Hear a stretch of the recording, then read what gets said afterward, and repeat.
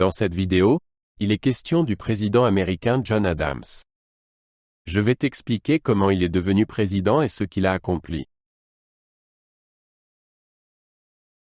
John Adams est né le 30 octobre 1735 à Braintree, dans le Massachusetts. Il a grandi dans une famille d'agriculteurs et a reçu une bonne éducation, fréquentant Harvard College. Après avoir obtenu son diplôme, il est devenu avocat et a ouvert son propre cabinet. Adams était connu pour ses fortes convictions en matière de justice et d'équité. Ses premières expériences ont façonné ses opinions sur le gouvernement et les droits des individus. John Adams a joué un rôle important dans la Révolution américaine. Il était un fervent partisan de l'indépendance vis-à-vis de la Grande-Bretagne et a aidé à rédiger la Déclaration d'indépendance en 1776. Adams a été délégué au Congrès continental, où il a défendu les droits des colonies. Il a également contribué à négocier le traité de Paris, qui a mis fin à la guerre. Ses efforts ont été cruciaux pour établir les États-Unis en tant que nation indépendante. Avant de devenir président, John Adams a été le premier vice-président des États-Unis de 1789 à 1797. Il a travaillé en étroite collaboration avec le président George Washington et a été impliqué dans de nombreuses décisions importantes. Adams était souvent en désaccord avec Washington sur certaines questions, notamment en ce qui concerne la politique étrangère. Malgré leurs différences, il respectait le leadership de Washington. Son expérience en tant que vice-président l'a préparé à son futur rôle de président.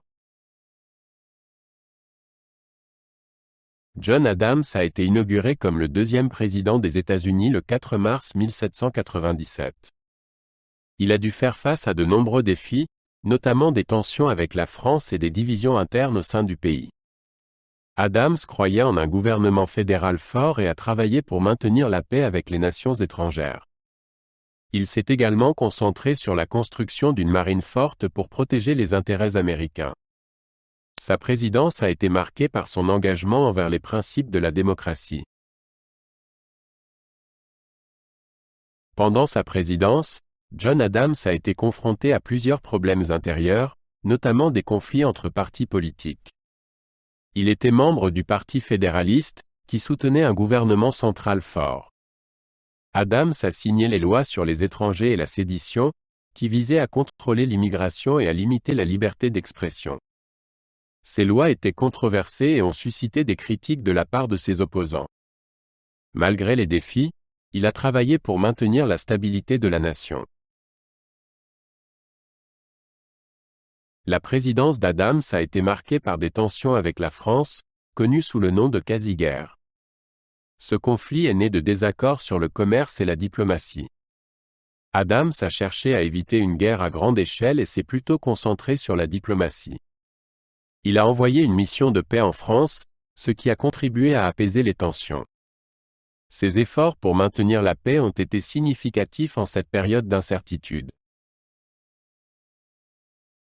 John Adams est reconnu pour son fort engagement envers l'indépendance et la démocratie. Il a joué un rôle clé dans la formation du gouvernement américain naissant.